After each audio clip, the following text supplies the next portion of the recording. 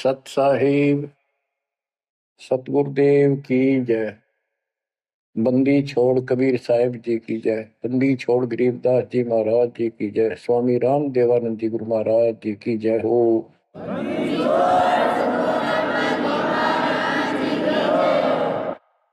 सर्व संतों की जय, सर्व भक्तों की जय, धर्मी पुरुषों की जय।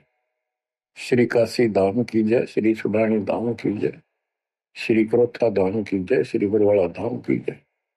सत साहिब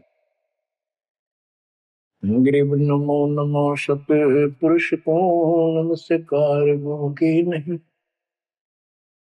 सुर नर मुनि जन साधु संतों सर्वस दीन।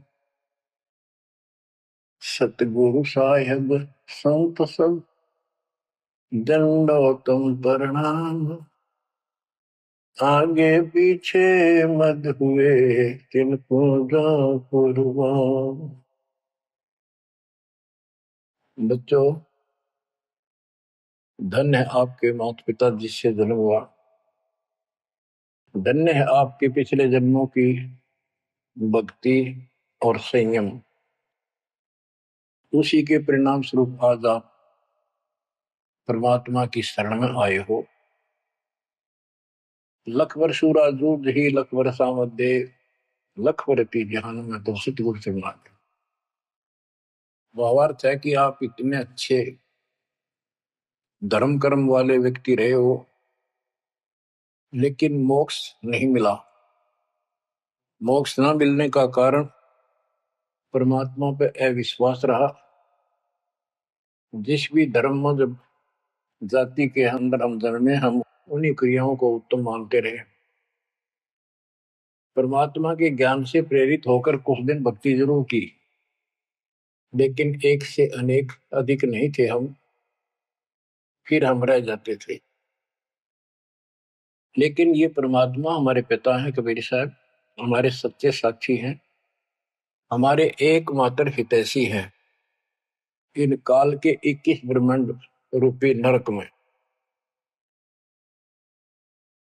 बच्चों, कबीर साहब कहते हैं झूठे सुख को सुख है ये मान रहा मनमोद, ये सकल कभी ना काल का कुछ मुख में कुछ क्रोध। हम इस झूठे सुख को सुख मान रहे हैं। थोड़ा सा धन हो गया, कार कोठी होगी, बेटा बेटी होगी, और फिर सारा दिन बकवादों से अतिरिक्त कुछ नहीं सोचता।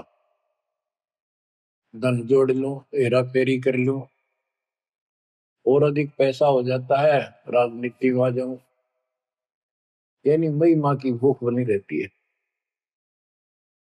और ये हमारे जन्म मरण का मुख्य कारण है।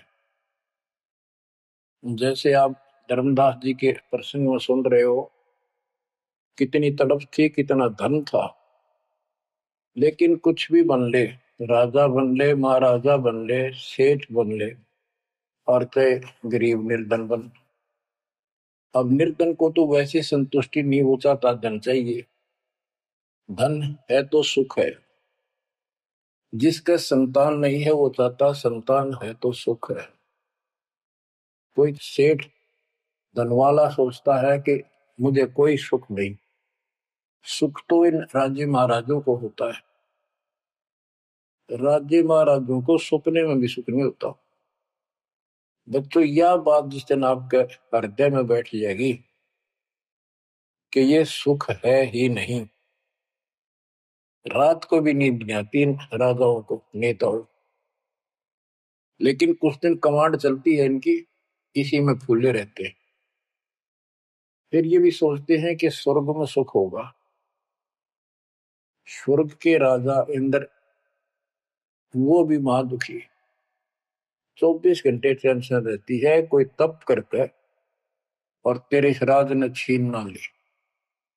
स्वर्ग का राजा नीचे यज्ञ करके या तप करके बनता है, और उसमें एक शर्त होती है कि तेरे शासन के दौरान, तेरे शासन काल में यदि कोई पृथ्वी पे ऐसा तप कर लेगा जो खंड ना हो, कुछ समय निर्धारित है, और 100 अश्वमेध यज्ञ निर्बाध कर गया तो तेरी पदवी को छीन लिया जाएगा, उसको ये पद दिया जाएगा।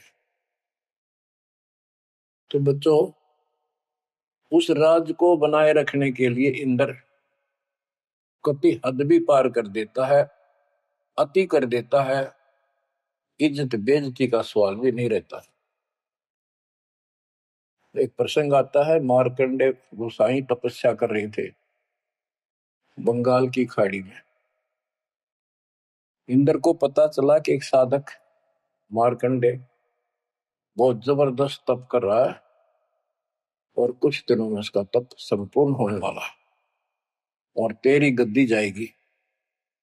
उसने अपने देवता गुप्त रूप में गुप्तचर छोड़े होते हैं। इंद्र ने अपनी पत्नी भेजी उसका धर्म खंड करने के लिए। कति अंत हो जाता है आदमी जब अपनी पत्नी को परपुरुष के पास भेजता है, यह कति गिरावट की अंत आ जाता है। इतना जलील होना पड़ता है इस राज्य को बनाए रखने में, और वो भी हार जाती है। फिर इंद्र जाता है। ये लंबी कथा है, फिर कभी बताएंगे। मार्कंडे ऋषि इंद्र की पदवी को टारगेट करके तप नहीं कर रहा था।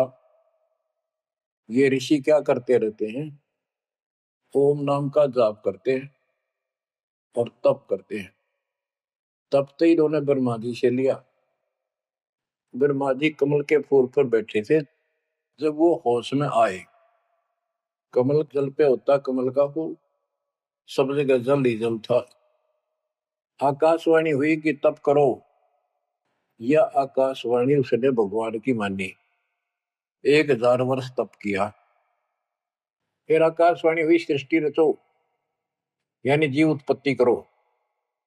तो कहने का भाव ये है बच्चों, फिर बाद में इनको वेद मिले, ब्रह्मा ने वेद पढ़े।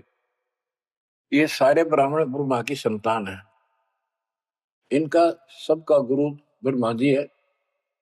ब्रह्मा जी ने इनको बताया ओम नाम का जाप वेद में लिखा है। बच्चों, ब्रह्मा जी ने वेदों को पढ़ा। उसमें यजुर्वेद अध्याय 40 मंत्र 15 में ओम नाम है। चारों वेदों में कहीं और दूसरा नाम नहीं, ना दोबारा ओम नाम का जिक्र है। तो इन्होंने ओम नाम तो वेदों से ले लिया और तब आकाशवाणी मान ली भगवान की ब्रह्मा जी ने। तो ऋषियों ने उसी आधार पर साधना की। मार्कंडे भी वही डले हो रहा था।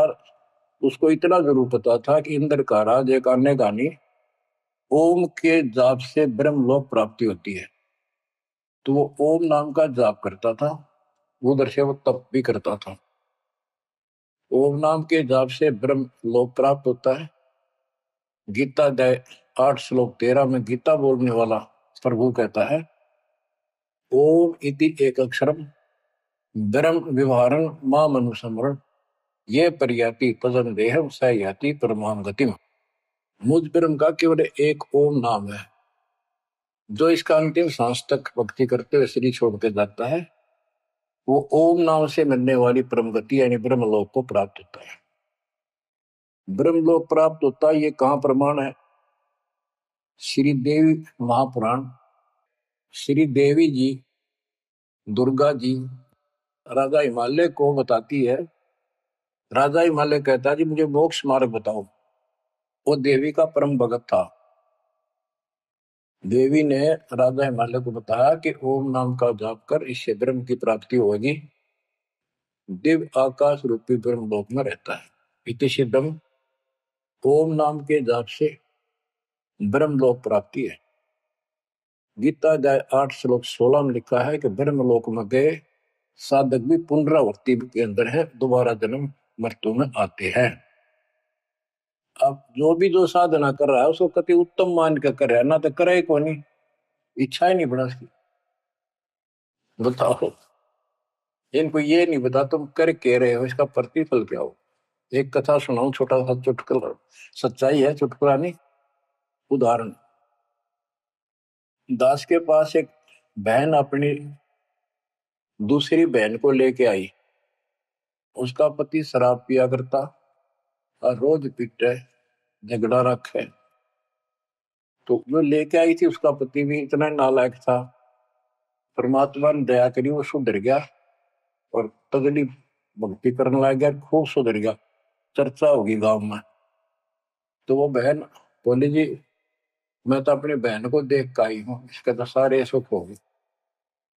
मैं बेटी आपके भी होंगे, आपको ये हमारी मर्यादा का पालन करना पड़ेगा। वह बोली जी मैं ये व्रत ना छोड़ दूं, 16 शुक्रवार के व्रत करती हूँ। 16 शुक्रवार के व्रत करने हैं, वो तो 5-6 हुए हैं मेरे। मैं बोला हमारा नाम लेना बेटी वो सब त्यागने पड़ेंगे।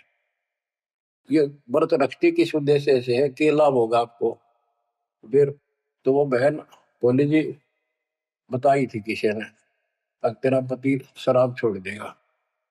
मैं बोला पहले 16 शुक्रवार व्रत के प्रतिफल बताऊं के उसे, इसका लाभ क्या है। ये आन उपासना ये डड़े ढोने वाले क्या बताते हैं कि एक बहन का पति परदेश में गया था और वो 2-3-4 साल तक आया नहीं। उसने किसी ज्योतिषियों से दिखाया, पत्रे हाथ दिखाए, किसी ने बता दिया कि तेरा पति तुझे भूल चुका है, तेरी याद नहीं रही। माता संतोषी के व्रत रख 16, तेरा पति वापस आ जाएगा। उसने व्रत रखने शुरू किए शुक्रवार के 16वें दिन, 16वें व्रत वाले दिन वापस आ गया। ये है इसका फल। और मैं बोला तेरा पति रोज आवे रोज कूटे, गड्ढेगी तू इस बता के फूकेगी इन बर्ता, बुद्धि कान रखेगी तुम्हारी। तंती रखना नहीं चाहिए, 2-4 दिन ना हो तो बढ़िया, पिटाई देना हुआ। कहने का भाव यह बच्चों, इन गुरुआ गांव बिगाड़े संतो गुरुआ गांव बिगाड़े, ऐसे कर्म जीव का लागिए कीव जड़े नहीं जाड़े। तो मार्कंडे ऋषि इंद्र से कहता है, इंद्र तू इंद्र की पदवी छोड़ दे, अगले जन्म में गधा बनेगा। इंद्र कहता जी फेर की फेर देखी जाएगी, तो मौज करने दो। बता हमारी बुद्धि यहां तक सेट हो चुकी है, फेर के देखी जाएगी, गधा बने पाछा तो कुमार देखेगा, कड़म मारेगा लठ, 2.5 मन का धरेगा समान कमर पे। मार्कंडे ऋषि उसको कहता तू मेरे वाली साधना कर ले, तुझे ब्रह्म लोक पहुंचा दूंगा। बच्चों वो कहते हैं ना, बेड की लात घुटने तले तले, ये कहीं जा लो, इनका ये इतना ज्ञान है, इतनी इनकी अंतिम भक्ति है। अब प्रसंग चल रहा है धर्मदास जी का।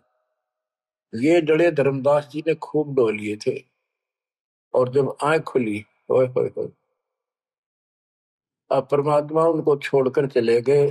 दोनों पति पत्नी देखते ही रह गए, आंखों में आंसू टपक रहे थे। ओझल हो गए भगवान जब गली से अंदर आए, रागा खूब रोए अंदर बैठ के। ताकि पता नहीं आऊंगे कि ना आऊंगे ना, ये गांव नाम बताते, ये भी कमाल हो गया। परमात्मा कराते आए तो धर्मदास जी ने बोले खुशी मनाई, शरण पकड़ के बहुत कुछ प्रश्न उत्तर किए। आखिर में कहने लगे धर्मदास जी, हे प्रभु अवगत कला तुम्हारी, हम है कीट जीव वे बिचारी, सत्य लोग तुम वर्ण सुनावा, शोभा पुरुष अनसन सत भावा। हे परमात्मा आपने सतलोक बताया, आपने परमात्मा की शोभा बताई, रहने वाले हंसों का भी बड़ा गजब का सुख बताया। कैसे न देश राज व आही, चित इच्छा प्रभु देखन ताई।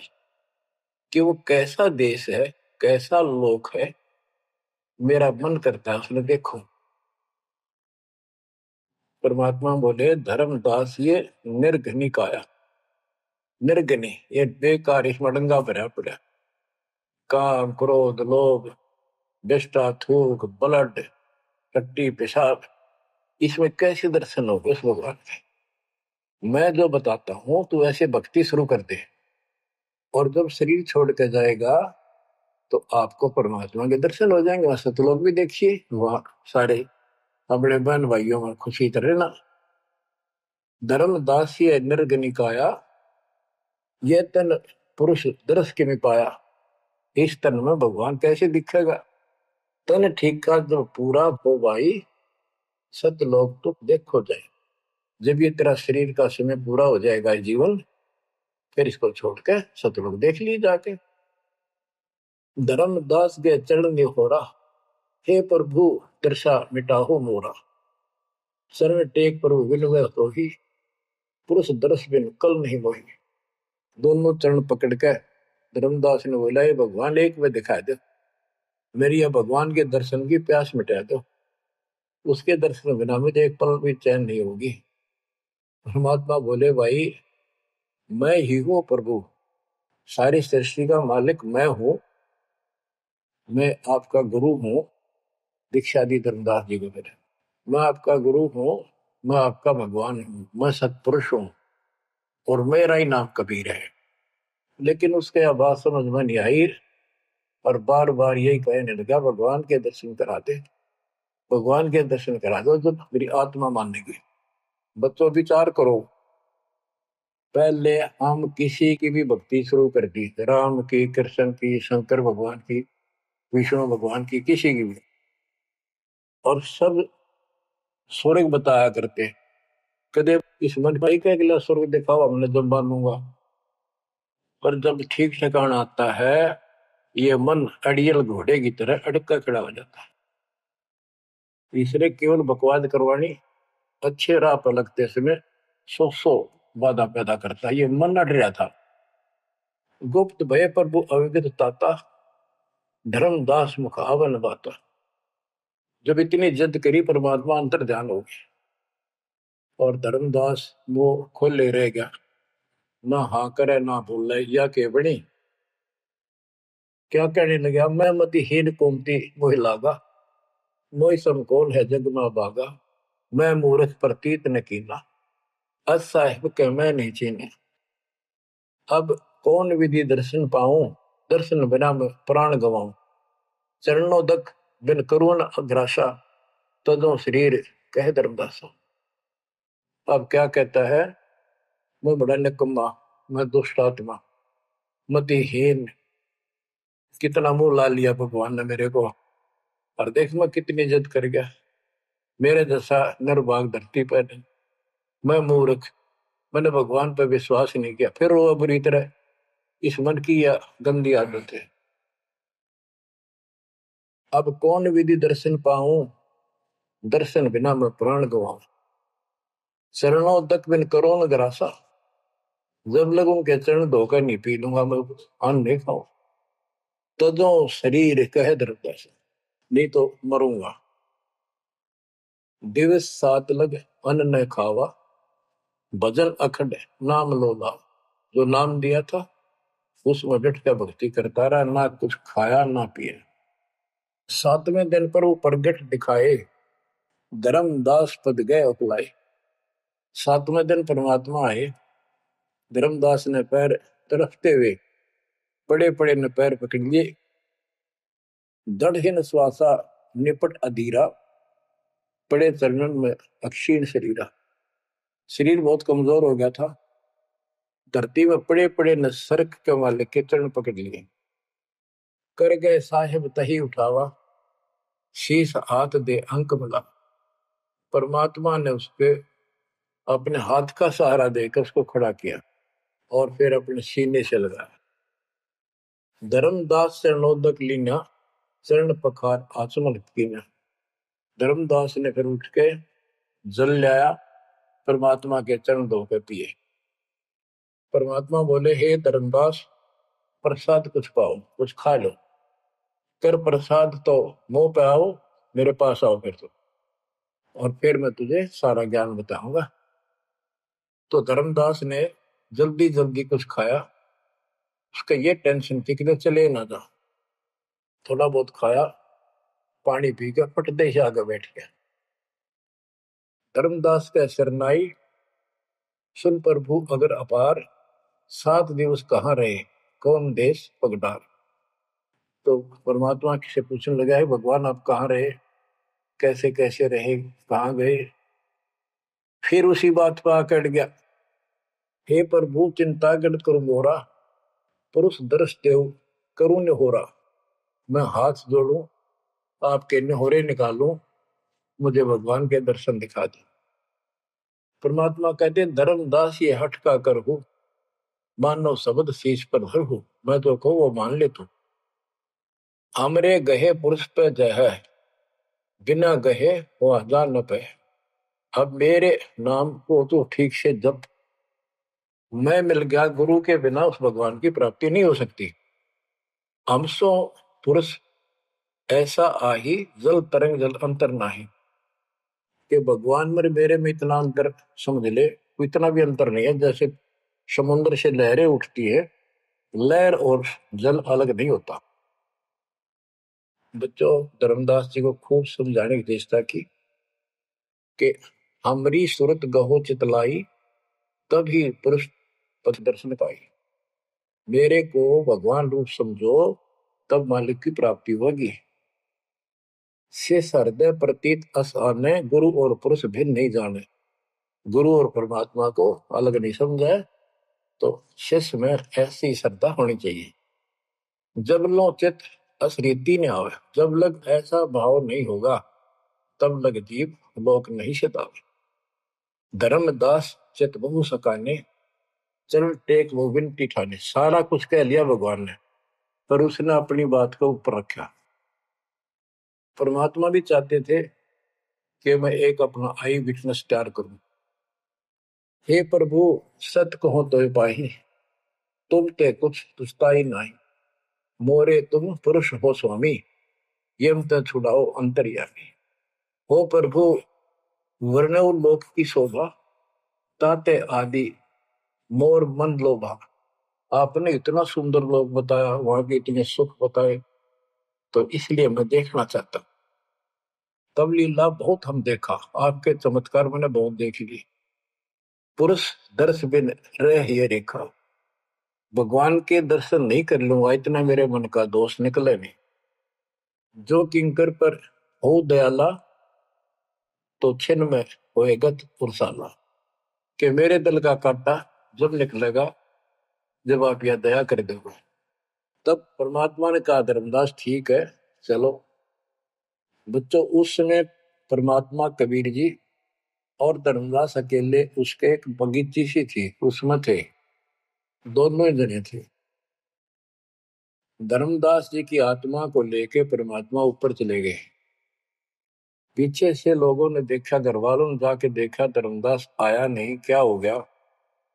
वो बेहोश पड़ा, जैसे कोमा में होता है, मरा नहीं। 3 दिन तक ऐसा रहा। मालिक को ऊपर लेके गया। धर्मनी जो ऐसो चितके ना, तन तद चल लोक प्रवीणा। छोड़ इस शरीर को, चल मेरे साथ। राखो तन गौर ले हंसा, ता पहुंचे जा काल ही संसा। क्षण एक में पहुंचे जाई, अवगत लीला लखे को पाए। शोभा लोक देख सुख माना, और उदित असंख्य शशि और भाना। इतना प्रकाश उस लोक का, जैसे असंख्य सूर्य और चांद उदय हो गए हो। परमात्मा कबीर जी जिंदा बाबा के रूप में थे। जब सतलोक में पहुंचे, और जब उस परमात्मा के महल के सामने सतलोक में संतरी खड़ा था, परमात्मा बोले, भाइयों, मृतलोक से एक हंस आए हैं, धर्मदास इनका नाम है, और इनको वह परमात्मा के दर्शन कराओ सतपुरुष के। द्वारपाल ने एक और भगत को बुलाया और कहा, इनको सतपुरुष के दर्शन करा के लाओ, महल में ले जाओ, दरबार में।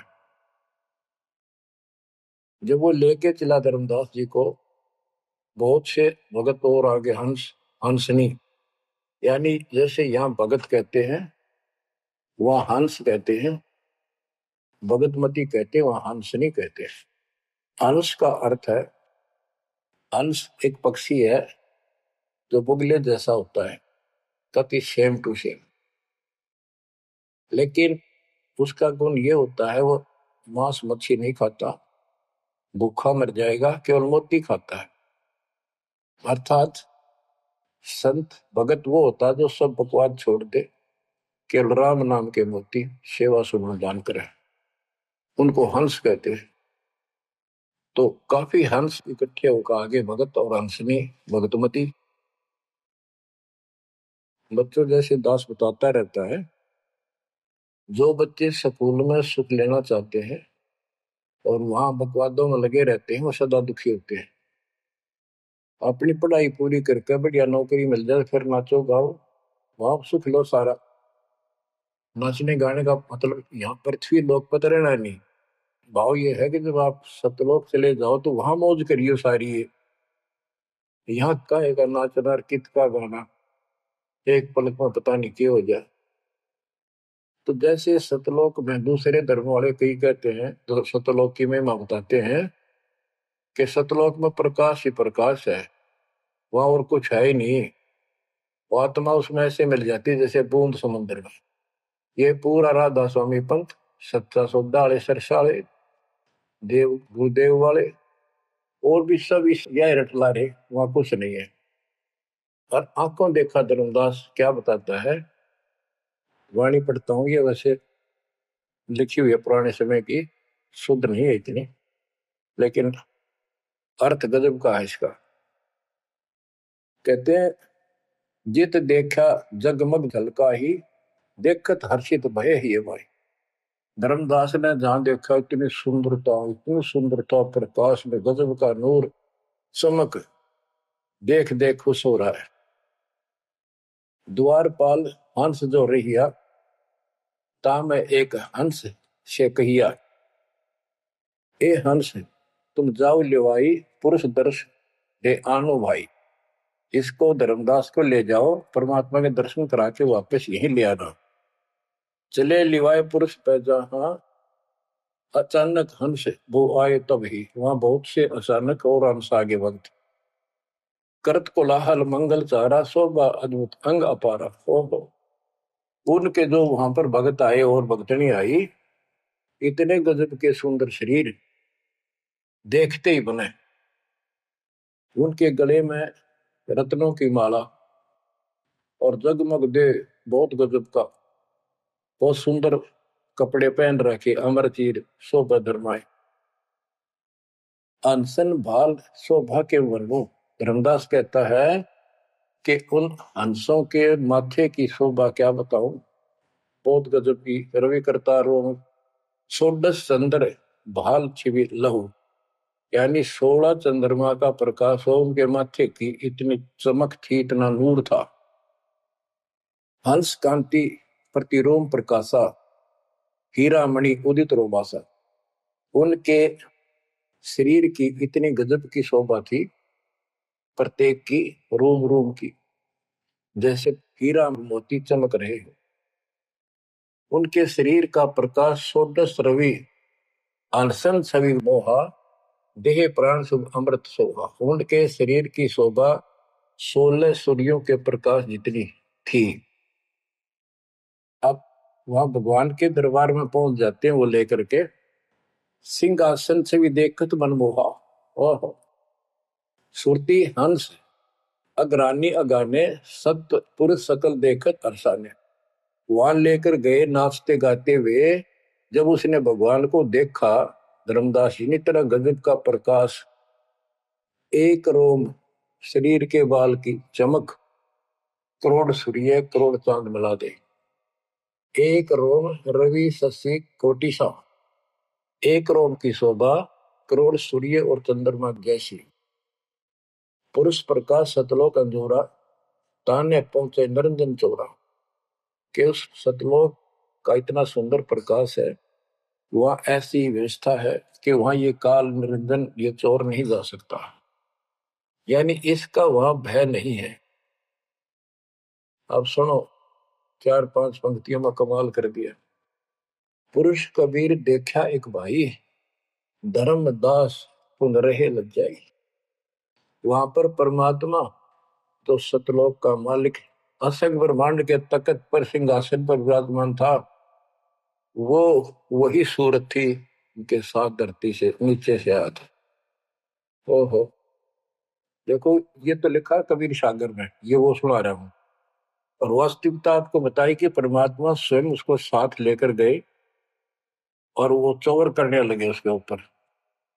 हमने इसका रस निकालना, सारा रस निकालना है। कबीर सागर का बहुत अड़ंगा कर रखा है इन्होंने, फिर भी हमने निष्कर्ष देखना है। जब धर्मदास जी ने देखा कि ये कबीर इनका सेवक है और ये है भगवान, उसमें रूप दो थे। जब परमात्मा खड़े हुए और जिंदा बाबा वाला रूप उस तख्त पर विराजमान हुआ, बच्चों जिसको धर्मदास भगवान मान रहा था वो खड़े हुए सतपुरुष और परमात्मा जिंदा बाबा वाले वेश सिंहासन पर विराजमान थे, और वो चवर लेकर खुद परमात्मा उस कबीर जिंदा बाबा पर करने लगे। धर्मदास का आश्चर्य का ठिकाना नहीं कि अभी भगवान यो है कि ये है। इतने में वो जिंदा बाबा में समा गए जिसको वो सतपुरुष दिखाई दे रहे थे, और वो शोभा जो कि तू जिंदा बाबा वाले शरीर की होगी। अब कहते पुरुष कबीर देखा एक भाई, धर्मदास बहुत ही लज्जाई, वह मुझे प्रतीत नहीं आई, हे परमात्मा कैसी कुमुख हिम्मत छाई। धर्मदास कहता हुआ मुझे विश्वास नहीं हुआ, ये महाराज कह रहे थे भगवान मैं परमात्मा हूँ, मैं सारी सृष्टि का रचने वाला हूँ, मेरा नाम कबीर है, असंग ब्रह्मांड का स्वामी हूँ। अब धर्मदास जी कहते हैं भगवान कबीर पुरुष एक यहाँ छिपाए, सत पुरुष जगदास का है, धाये चरण गो अति सकुचाई, हे प्रभु हम परिचय तब पाई। हे परमात्मा अब आपको मैंने पहचान लिया, ये शोभा कस वहां छिपाओ और कस नहीं जग में प्रकट दिखावा। आपने ये शोभा वहां क्यों छुपा रखी है, वहां क्यों नहीं दिखाते, इसलिए लाखों ये अपनी असलियत को, आपके वास्तविक शरीर की शोभा को। परमात्मा बोले धर्मनी जो वही छवि जग जाऊं तो ही विकल्प निरंजन राव, यदि मैं इस शोभा युक्त नीचे जाऊं तो काल निरंजन पागल हो जाए। और मैंने उसको वचन दे रखा है कि मैं अपना ज्ञान समझा के जीव को लाऊंगा। और वैसे बच्चों परमात्मा आज हमने ले जा, हम टिक नहीं सकते वहां पर, भूल जाओ इन बातों, ये तो कहने की बातें हैं। उदाहरण देता हूँ, कबीर साहब कहते हैं हम मोहम्मद को वहां ले गए, इच्छा रूपी सतलोक गिरे हो, उल्ट मोहम्मद महल उठाया, बुद्ध धीरे थे कलमा था। यानी हम हजरत मोहम्मद जी को ऊपर लेके गए थे कि ये समझ गया तो इन सब जो इसने लाखों त्याग कर रखे सबको बता देगा। लेकिन नीचे प्रभुता घनी हो गई थी, संगत उबत खूब हो गई थी इसकी, और उसके ऊपर प्रभुता पाके भूल गया भगवान को, नहीं इच्छा हुई तो वापस छोड़ दी। उस दिन पाछे आप भी मर गया और वहां प्रभुता भी रहेगी। काल का इतना अजब गजब जाल है बच्चों। तो धर्मदास जी से बोले कि आप नीचे जाओ, धर्मदास जी बोले भगवान ये वहां ना बेचो, यही रख लो मेरे दाता, और इस नरक में मत दे। अब मैं नहीं जाऊं दाता वहां पर। परमात्मा बोले भी ऐसे नहीं बात सुनेगी, वहां तुम जा चिंता ना कर, मैं तेरे साथ रहूंगा और सत भक्ति दूंगा, उससे आपकी भक्ति गजब की बन जाएगी और भक्ति युक्त होकर यहाँ आएगा, वैसे यहाँ ठिकाना नहीं मिलेगा तेरे। और दूसरी बात है कि तूने सब कुछ देखा है, नीचे औरों को बता, तेरे भाई बहनों को विश्वास होगा। धर्मदास कहता है मोहे राख लियो महाराज हमसे बिगड़ी है, मोहे राख लियो महाराज हमसे बिगड़ी है, बिगड़ी है महाराज हमसे, बिगड़ी है महाराज हमसे, बिगड़ी है हमें नांगा लो महाराज, काल की नगरी है तुम्हें ना भेजो महाराज, काल की नगरी है। रो बुरी तरह, जैसे किसी ने आग में धकाया करे जबरदस्ती मर तो राख लो महाराज, हम गंदे इंसान से।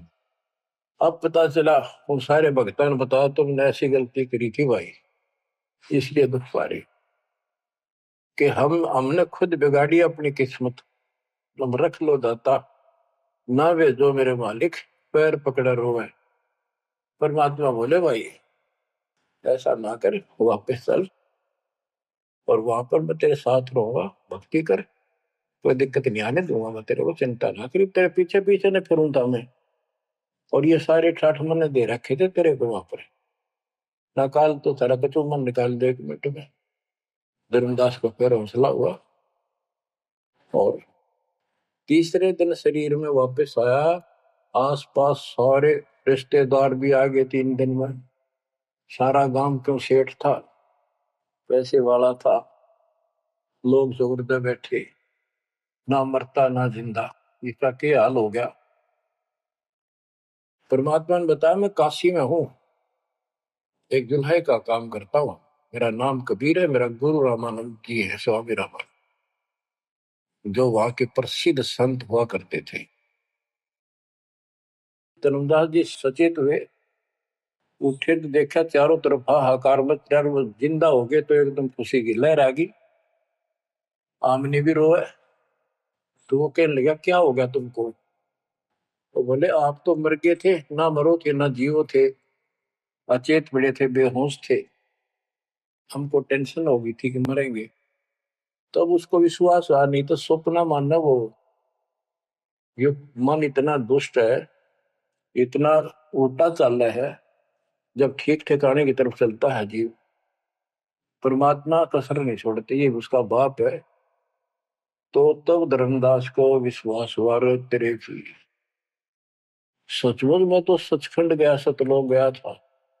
फिर उनको बताने लग गया सारी, मैं वहां गया था, फकिंदा बाबा भगवान है, खुद है, सारी सृष्टि के रचने वाले हैं, ब्रह्मा विष्णु महेश, तब उनके सामने कुछ भी नहीं है।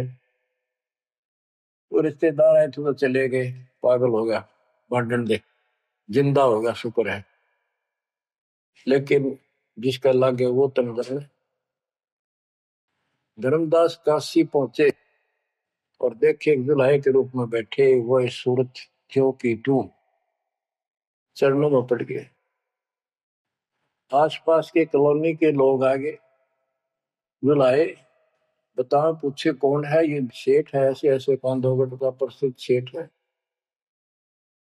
और सब नौके देख किसी पागल हो रहे लोग इस नीरू के पुत्र को भगवान मानते हैं, इनकी अकल पर पत्थर पड़ी। यानी जुलाहे भी ये बात बोल रहे हैं, जो देखा वो यही कहे। धर्मदास जी ने चरण पकड़ कर छोड़े नहीं, परमात्मा गलती बहुत होगी, हे दयालु माफ करो। जब परमेश्वर ने उसको कहा बच्चा तेरा दोष नहीं, इस काल ने सबकी बुद्धि फेर रखी, और जो भी ये सारा संसार आपको दिखाई देता है ये कुछ भी नहीं है। 1 सेकंड में मृत्यु हो जाती है इंसान की, और फिर कुत्ते गधे बनाकर छोड़ देता है। इसने तो सच्ची भक्ति करने नहीं देनी, या सच्ची भक्ति या जैसी भी आस्था मैं ही जीवों की बनाए रखे हुए हूँ। उस टाइम तो धर्मदास जी सारी मान्य था, वो बात ही नहीं रही। अब परमात्मा बोले धर्मदास आप अपने घर जाओ, और बच्चा मैं वही आऊंगा तुम्हारे पास। धर्मदास बोला जी आइयो, मेरा बेटे ने भी समझाइयो, और आमनी ने भी सतनाम दिया, बेटा भाई मैं आऊंगा पक्का। धर्मदास से ले गए परमात्मा वहां, आमनी को उपनाम दिया। और धर्मदास जी बोले जी मेरा एक पुत्र है नारायण दास, उसको भी समझाओ। धर्मदास जी ने नारायण दास बुलाया कि आजा भाई, गुरु जी आई, भगवान आ रहे हैं। बैठ गया, परमात्मा ने जो ज्ञान सुनाया उठ के चल पड़ा। फिर बुलाए तभी नहीं आया, अगली बार भगवान ने खूब कह लिया बुला लिया भाई, तेरे बेटे ने नाम दे दूंगा। धर्मदास गया, बेटा आजा, नारायण दास कल्याण हो जाएगा, काल के जाल में फंस गई। वो कहता पिताजी आपकी मति मारेगी, इस जुलाए ने आपको बुद्धि भ्रष्ट कर दिया, देवताओं को छोटा बताता है ये देवताओं की निंदा करता है, मैं न इसके दर्शन भी करूं। धर्मदास ने खूब कह लिया पर लड़का मानना नहीं। धर्मदास जी रोने लग गया महाराज के चरणों में। दाता एक का पुत्र मेरा हरिकाल के मुंह में जागा, दया करो दाता, इसको शरण में ले लो दाता। हे भगवान, मैं बहुत दुखी हूं। परमात्मा बोले बेटा मैं समझाऊं तू समझावे और इसकी मां समझावे, कि तुम्हारे से ज्यादा इसका हमदर्द कौन हो सकता है। जब ये आपकी नहीं मानता तो भाई इसको छोड़ दो। ये महाराज ने के छेड़ा जा है, ये महाराज समझाओ इसने। परमात्मा बोले भाई यू काल का दूत भेज रखा तेरे घर पे, कति चौगर ते तो बांध रखा तू, या बात मान ले मेरी। अब काल का दूत का धर्मदास का दुख हुआ इस बात का। आए इकलौते पुत्र ने गुरु जी काल का दूत क्यों बतावे है। परमात्मा बोले कि क्षेत्रा बेटा कहां पर है, उसको एक बार ले आया यहाँ पर। धर्मदास बोले बेटा चल, तो कुछ ना सुनिए बैठ जाओ बस। वो आ गया। परमात्मा ने उसकी तरफ ऐसे आशीर्वाद वाला हाथ किया और धर्मदास से बोला देख ये है तेरे बेटे की बॉडी के अंदर, इस शरीर के अंदर यू काल बैठा। उसका शकल देखी उसने छोरे के अंदर से, वो वास्तविकता थी उसको काल के दूत की। ओछा माता, लंबे दूत, विकराल शरीर। परमात्मा बोले यू बैठा इसके अंदर, यू काल का दूत है, ये कभी भी नाम नहीं लेगा ना तेरे साथ चलेगा। जब धर्मदास बोला नारायण दास है, जा बेटा जा, जा कर ले काम कर ले काम। चरणों में पड़ गया, भगवान मेरा तो बीज नष्ट हो गया, हे भगवान मेरा तो वंश ऊपर चलेगा, बताइए काल पैदा हो गया मेरा तो। परमात्मा बोले वंश ने के चाटेगा, तू पीछा छुटवा ले यहाँ से बेटा। क्या करेगा इस वंश का, ये तो काल खाई खुराक का पहन पोशाक का यम का बकरा पड़ता है। लेकिन हमारा तो रंग चढ़ रहा है, लोग के कहेंगे, फलाना के कहेगा, संतान ना हुई तो संपत्ति का कैसे होगा। कई बीमारी बांट रखी है, कई रोग ला रखे काल। परमात्मा बोले ठीक है, तेरे को मैं अपना बच्चा अपना हंस भेजूंगा, और आज से 1 साल के बाद तेरे घर में पुत्र उत्पन्न होगा, उसका नाम चूड़ामणि रखना।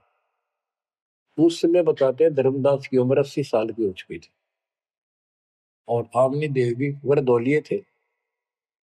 ये धर्मदास के आप विश्वास हो, ये मालिक हे परमात्मा इस उम्र में कैसे बच्चे होंगे हमारे, हम तो कति व्यर्थ हो चुके हैं।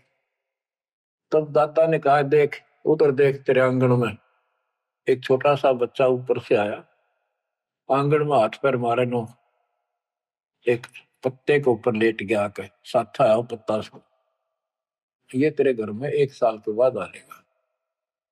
इतने बहुत दान हो गया। कुछ विश्वास कुछ अविश्वास, परमात्मा की दया हुई, आमनी को गर्भ रहा, 9वें महीने 10वें दिन बच्चा हो गया, नाम चूड़ामणि रखा। पर तू कुल की चिंता करता था, तेरा 42 पीढ़ी तक तेरा वंश चलेगा, चिंता ना कर। जब उसका दिल डटा, बच्चों गजब की बातें, तो मैं धीरे धीरे इसको पूरी सुन ले हुए कथा को, आपके बहुत से अंधेरे हट जाएंगे। अब परमात्मा ने चूड़ामणि शाना हुआ, उसको दीक्षा दी, उसी को धर्मदास जी को भी गुरु पद दे दिया था। पर बोला तो किसी ने मंत्र ला दिया, सारा सार नाम तक दे दिया उसको, और कसम खवा दी कि ये नाम किसी को नहीं बताएगा। जब धर्मदास डिगमग देखे तो उसके लड़के को गुरु पद दे दिया चूड़ामणि, केवल 5 नाम, ये 7 में से 5 बीच बीच के दिए, और बेटा इसी को तू आगे देता रहना, तेरे गुरु पद दे दिया। परमात्मा की कोशिश थी ये मंत्र करते रहेंगे, इनको मनुष्य जीवन मिलते रहेंगे, भगवान की आस्था इनमें बनी रहेगी, कुछ लाभ होते रहेंगे, और इस बिचली पीढ़ी तक जाना था उनको। लेकिन धर्मदास उसको बता दिया था कि काल मेरे नाम से 12 पंथ चलाएगा, जो सारे गलत साधना करवाएगा, और तेरे वंशज तेरे परिवार वाले 6ठी पीढ़ी में जाके ये असली नाम भी छोड़ देंगे। एक टकसारी पंथ होगा, उसकी साधना शुरू कर देंगे, तो एक आने की नहीं होगी। जो इब सारे धर्मदास वाले दामा खेड़ा वाली गद्दी में वो टकसारी वाले की साधना चल रही है। वो 5 नाम भी गए। फिर धर्मदास रोने लग गया, हे मालिक इनका उद्धार कैसे होगा।